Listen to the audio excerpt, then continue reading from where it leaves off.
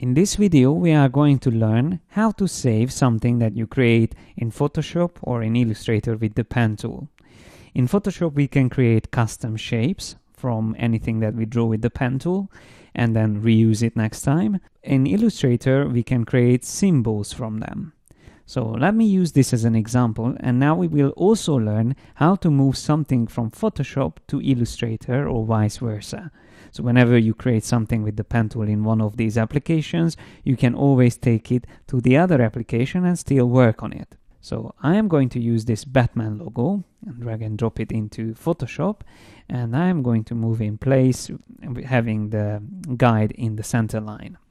Then I set the opacity down to probably like 30%, and then I select the pen tool and I am going to draw the same way I usually draw. So I click here in the center point first of all, then I click and drag the first point, then I alt click to change it to a corner point, click and drag, alt click, then shift click to have a straight line. And by the way, in the meantime, I'm going to change the alignment to center line, to align it to the center. Zoom closer. I'm going to draw one segment, then the next one. Then here, I guess we will need to draw this in one other segment, and another one, and then I create the head. Now, we have to make the stroke size a bit smaller, so I just select the whole path and I reduce the stroke size, probably set it to 1 point. Select this, type in 1 and press enter. So yeah, 1 point looks fine, and now I can align these points a little bit more precisely, and the handles as well, just to align the curve even better to the original shape. Also here on the head I can see this point is a bit too high up, and also this is not really well aligned. I can select these 2 points and move them down. Using the arrows on the keyboard is great whenever you want to move things around and just nudge things around with 1 pixel. So it's very easy to do it this way. So we have one part of the shape. Now we can do what we learned in the previous video, because it's a symmetrical shape, we just simply duplicate it. So I'm going to alt click and drag. I held down alt and shift, so that's in the same shape layer, and then I go to edit and transform path and select flip horizontal. Then I zoom closer. I can get rid of the guide. I can go to view clear guides and then just use the nudge and move it together until it's all joined up into one shape. And let's just check at the bottom.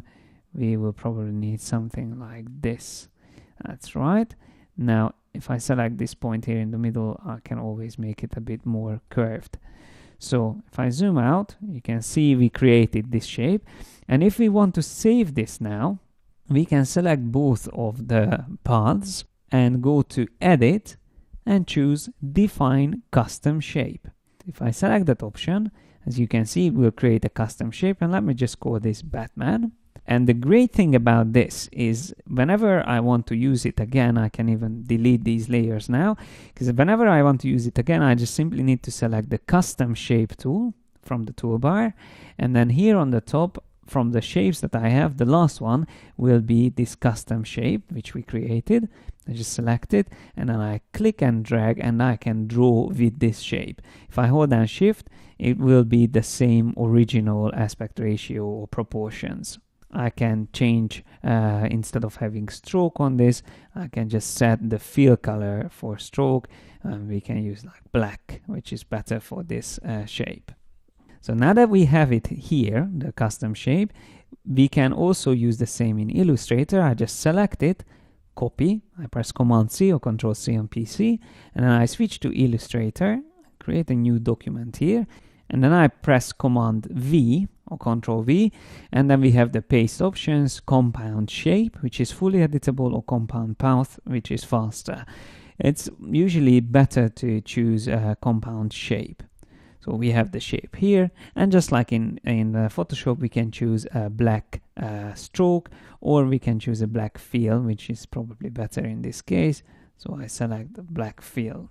And if we want to save this, we can save it as a symbol. This is the symbols panel, and all we need to do is drag and drop it there, and then we can call it Batman. If we want to reuse it next time, we will find it here. If you decide to create lots of custom shapes or symbols, it's always good to save them. So for example, here I would delete all these unnecessary symbols. I click on trash and delete those default symbols. And I would like to save this Batman symbol, so make sure I have it next time. I can click on the drop down menu and I can choose Save Symbol Library. If I click on that, I can call this anything I want. I can call it Batman logo, save it, and then next time if I want to use it, let me just close this document, create a new one. In the new document, if I want to see the same symbol, I can go to the Symbol Libraries menu and choose User Defined, and I will find Batman logo there. So I will have a separate panel where I can just drag and drop the logo that I have drawn. And if I go back to Photoshop here, I can also show you. I can go to Presets, Preset Manager, and from here I can choose Custom Shapes. And these are all default custom shapes, so I can select all of them and delete, apart from the Batman logo, which I can always just simply select and save set.